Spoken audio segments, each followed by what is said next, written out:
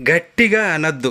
పైన తదాస్తు దేవతలు వింటారు. వారు కాని తదాస్తు అన్నారా ఇక అది ఖచ్చితంగా జరిగి తీరుతుంది అని మన పెద్దోళ్ళు చాలాసార్లు అనడం వినుంటాం. అసలు ఈ తదాస్తు దేవతలు ఉన్నారా?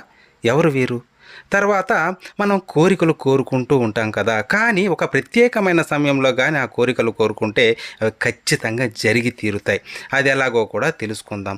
మనకి తదాస్తు దేవతలనే అశ్విని దేవతలను కూడా అంటారు. వీళ్ళు సూర్యుని కుమారులు. వీళ్ళనే వైద్య దేవతలను కూడా అంటారు.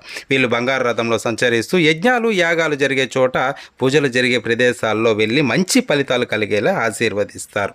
ప్రతిరోజు సంధ్యా సమయం లేక ప్రదోష సమయంలో భూమిపై సంచరిస్తూ ఉంటారు. సంధ్యా సమయం అంటే సూర్యాస్తమయానికి సరిగ్గా 24 నిమిషాల ముందు సమయాన్ని సంధ్యాకాలం లేక ప్రదోషకాలం అంటారు. ఈ సమయంలో ఈ దేవతలను తలుచుకొని మన కోరికలు కోరుకుంటే వారు విని మన కోరికలు ఖచ్చితంగా తీరుస్తారు. ఇలా సంధ్యాకాలంలో కోరిన కోరికలు ఖచ్చితంగా నెరవేరుతాయి.